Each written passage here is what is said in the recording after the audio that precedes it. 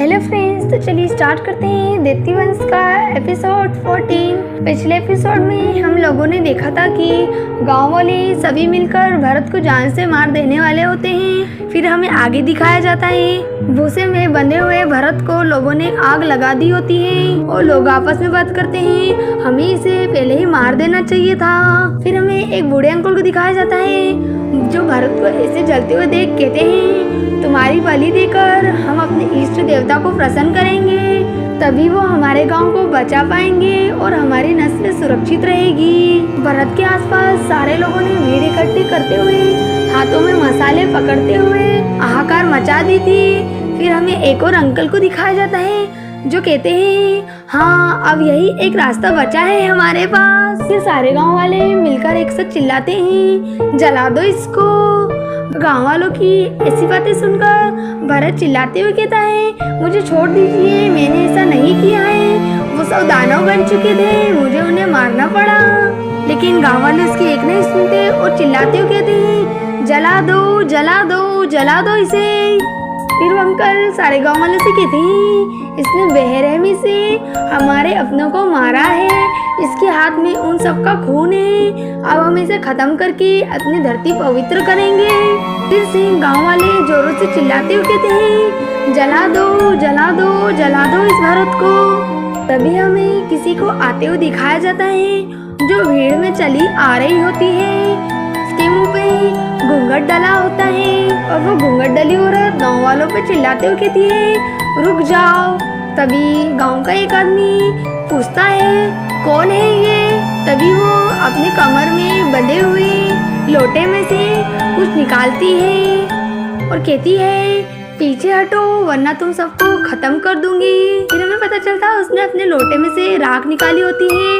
वो राख जादुई होती है, तंत्र विद्या की होती है, जिसे फेंकने से सारी दूर आग लग जाती है।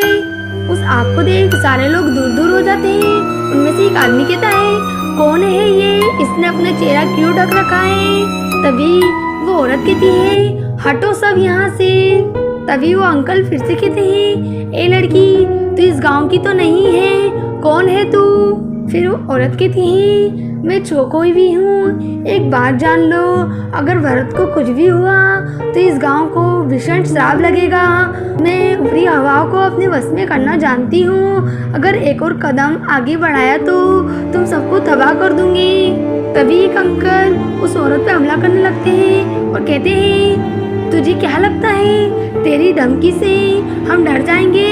फिर से वो औरत अपने लोटे में हाथ डालकर तंत्र विद्या की राख निकालकर उस आदमी पर डाल देती है। देखते ही देखते वो आदमी जल जाता है और अपनी जान से हाथ धो बैठता है। सभी लोग मसाले लेकर हाहाकार मचाने लगते हैं। तभी वो अंकल उस आदमी को देख कहते हैं अरे ये तो मर गया। सभी गांव वाले चिल्लाते हुए कहते हैं चुड़ैल, ये लड़की चुड़ैल है। और वो चिल्लाते हैं भागो भागो भागो। तभी हम भरत को दिखाया जाता है जो उस औरत को देख कहता है आश्वी तुम जिंदा हो। और आश्वी भरत के हाथ खोलने लगती है।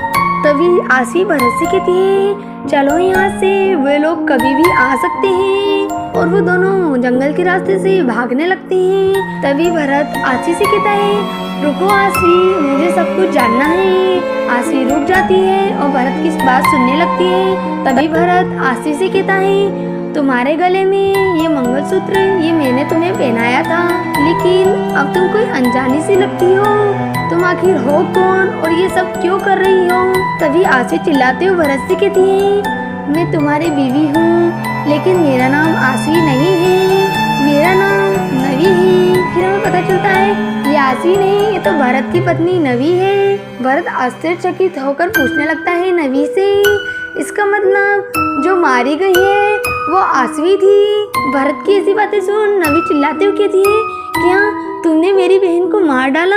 लेकिन भरत कहता है नहीं वो एक हादसा था, मैं तुम्हें सब बताता हूँ। भरत की बातें सुन नवी जोरों से रोने लगती है। उसको रोता देख भरत कहता है मेरा यकीन मानो नवी, मैं उसका बुरा नहीं चाहता था, लेकिन अब क्या होगा, ये गांव ये नस्ल सब बर्बाद हो जाएगा, तुम्हें इसे बचाने में मेरी मदद करनी होगी नवी। पत्नी होने के नाते तुम्हारा ये कर्तव्य है। लेकिन नवी कहती है तुम मेरे पति हो, तुम्हारा भी तो कर्तव्य है कि मेरे और मेरे परिवार का बदला लो। तभी भरत नवी से कहता है वो बहुत पुरानी बात है नवी, तुम दोनों बहनों का गुस्सा जायज था, लेकिन चंद लोगों की किए की सजा तुम पूरे गांव को कैसे दे सकती हो, बताओ मुझे। लेकिन नवी भरत से रोते हुए कहती है ऐसा है तो बेहतर यही होगा कि हमारे रास्ते अलग हो जाएं। नवी की ये सारी बातें सुन भरत शौक होकर कहता है मैं तुम्हें छोड़ के नहीं जाने वाला। भरत की सारी बातें सुन नवी कहती है पता है, इसलिए मुझे ये सब कदम उठाना होगा। मैं तुम्हारा खून नहीं कर सकती भरत, लेकिन कुछ पलों के लिए तुम्हें निष्क्रिय बना सकती हूँ। और इसी के साथ हमारे एपिसोड 14 की एंडिंग हो जाती है। क्या गांव वाले भरत को मार देंगे? आखिर क्या करने वाली थी नवी भरत के साथ? और क्या भरत गांव वालों की जान बचा पाएगा? क्या ऐसे ही सब लोग दानव बनते जाएंगे? और आगे जानने के लिए देखते रहिए दैत्य वंश।